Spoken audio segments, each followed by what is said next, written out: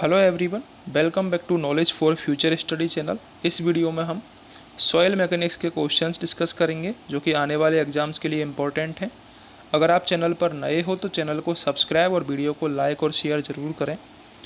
पहला क्वेश्चन है हमारा, the total and effective stress at a depth of 5 metre below the top level of water in a pond respectively. यार एक pond है, उसमें water level दिया हुआ है और हमको बिलो दी 5 मीटर, ठीक है, टॉप लेवल से 5 मीटर की डेप्थ पर हमको टोटल स्ट्रेस और इफेक्टिव स्ट्रेस निकालना है। ठीक है, तो टोटल स्ट्रेस का डायग्राम ट्राइंगल बन जाएगा। ठीक है, और इसका वैल्यू क्या हो जाएगी, रो डब्ल्यू इंटू एच। ठीक है, तो टोटल स्ट्रेस कैसे निकालेंगे हम, sigma equal to rho W into H. Rho W की वैल्यू कितनी होती है, 1000 किलोग्राम पर मीटर क्यूब इंटू एच हमारे पास 5 मीटर दे रखा है, तो यहाँ से कितना निकल के आ जाएगा, 5000 किलोग्राम पर मीटर स्क्वायर, ये निकल के आ जाएगा। अब हमारे पास ऑप्शन में किलोग्राम पर सेमी स्क्वायर में दे रखा है, इसलिए इसको चेंज कर लेंगे और चेंज करने के लिए 10⁻⁻⁴ का मल्टीप्लाई कर देंगे, तो हमारे पास वैल्यू निकल के आ जाएगी टोटल स्ट्रेस की 0.5 किलोग्राम पर सेमी स्क्वायर। तो ये तो निकल के आ जाएगा हमारा क्या, टोटल स्ट्रेस। अब पोर वाटर प्रेशर क्या होता है, पोर वाटर प्रेशर हो जाएगा रो डब्ल्यू इंटू एच, क्योंकि पूरा की पूरा पानी से भरा हुआ है, इसलिए पोर वाटर प्रेशर रो डब्ल्यू एच हो जाएगा। और रो डब्ल्यू एच की वैल्यू कितनी हो जाएगी, ये भी 0.5 किलोग्राम पर सेमी स्क्वायर हो जाएगी। ठीक है, तो इफेक्टिव स्ट्रेस क्या होती है, इफेक्टिव स्ट्रेस होती है टोटल स्ट्रेस माइनस के पोर वाटर प्रेशर, तो 0.5 में से 0.5 जाएगा तो 0 आ जाएगी इफेक्टिव स्ट्रेस। तो कौन सा ऑप्शन करेक्ट हो जाएगा, बी ऑप्शन हमारा करेक्ट हो जाएगा।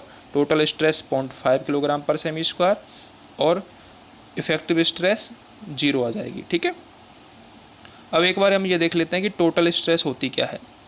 Total stress on a plane within a soil mass is the force per unit area of soil mass transmitted in normal direction across a plane. यानी कि एक plane पर normal direction में जो force लगता है पर यूनिट एरिया में, उसको हम टोटल स्ट्रेस बोलते हैं, फोर्स पर यूनिट एरिया।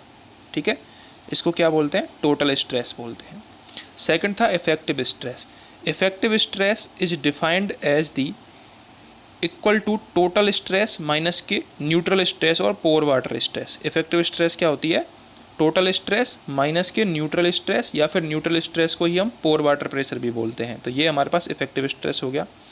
पोर वाटर प्रेशर क्या होता है, pore water pressure is the pressure of water filling the void space, pressure of water filling the void space between solid particles.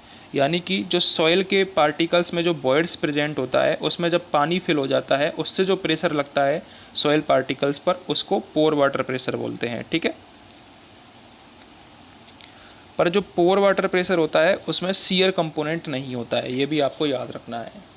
ठीक है, अगले क्वेश्चन पर चलते हैं। अगला क्वेश्चन है, the viscosity and unit weight of the percolating fluid are reduced to 5% and 95% respectively due to rise in temperature. If other thing remains constant, the coefficient of permeability will be।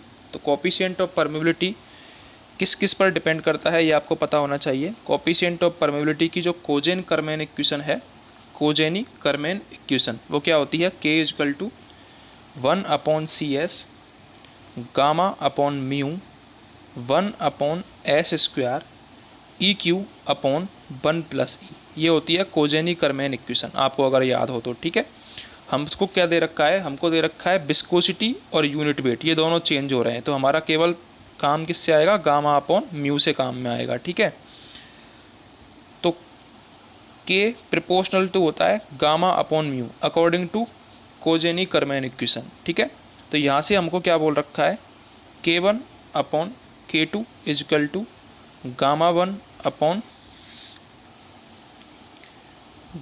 Upon mu one और mu two upon gamma two हो जाएगा। ठीक है,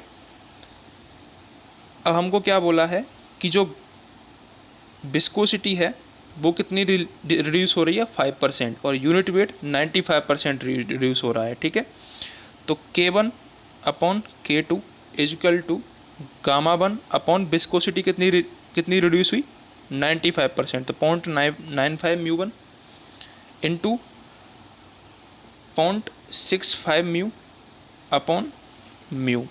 ठीक है, ये हमारे पास क्या निकल के आ जाएगा, 1.46 K1 निकल के आ जाएगा हमारे पास, ठीक है। K2 बराबर, तो कितना इंक्रीज हो गया, 46% इंक्रीज हो जाएगा, ठीक है। तो यहाँ पर करेक्ट आंसर क्या होगा, none of these correct answer होगा।